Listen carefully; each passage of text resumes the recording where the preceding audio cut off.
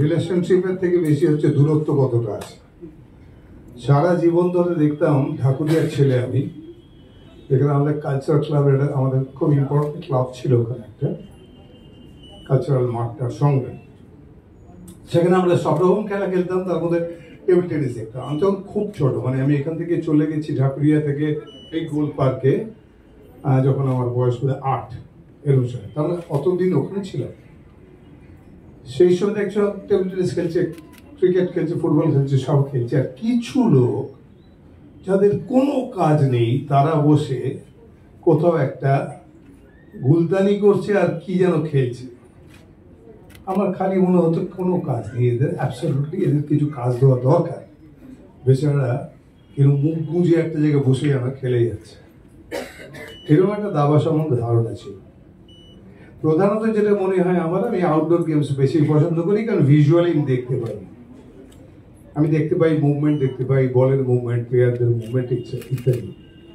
আর এখানে দেখি আগডম বাগডম হয়ে বসে থাকে সবাই, বসে বসে খেলা কম হয়।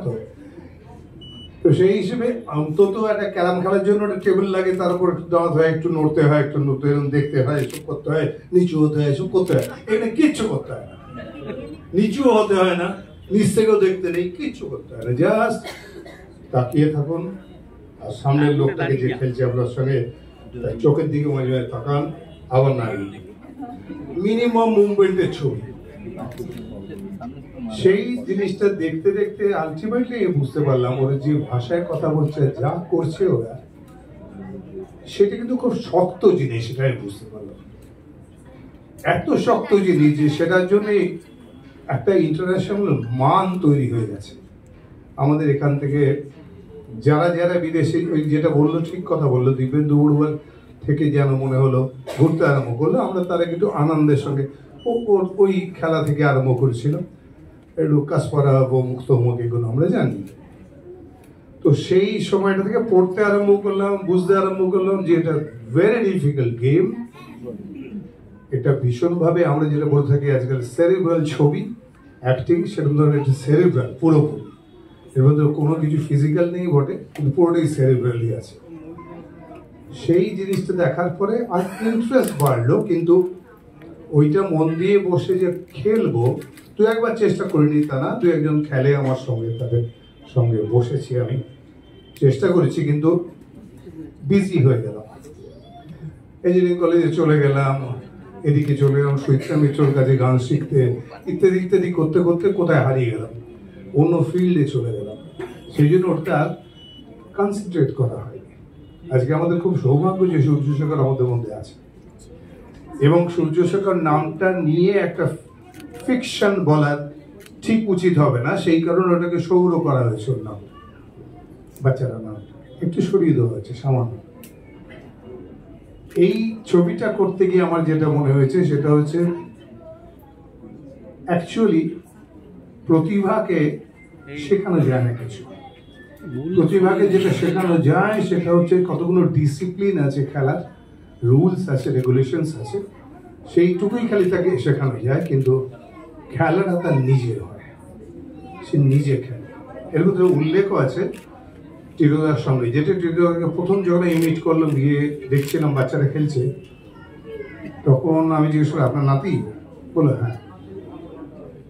ও যে চালগুলো দিচ্ছে ওগুলো কি আপনার দেওয়া চাল, শিখিয়েছেন আপনি?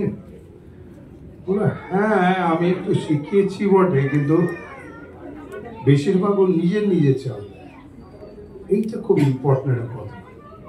সেটা নিয়ে পরে যখন আবার কৌশিকের সঙ্গে একটা জায়গা তৈরি হলো ড্রামা, সেখানে একই কথা ওকে বললাম, সেটা হচ্ছে কিছু জিনিস আছে, কিছু প্লেয়ার আছে, কিছু প্রতিভা আছে, তাদের সামলানো মুশকিল।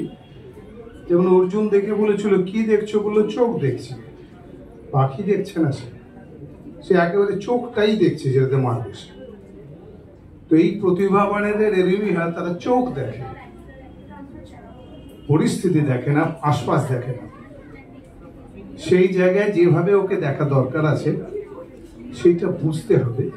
সেই বোঝার একটু অভাব হচ্ছিল, যে আমি আবার ফিরে আসি, এসে আবার ওর হালটা ধরি। ওই আমি কিছুই করিনি, সঙ্গে সঙ্গে থেকেছি, এই আর কি। টেকনিক্যালি ডেভেলপ করেছিল।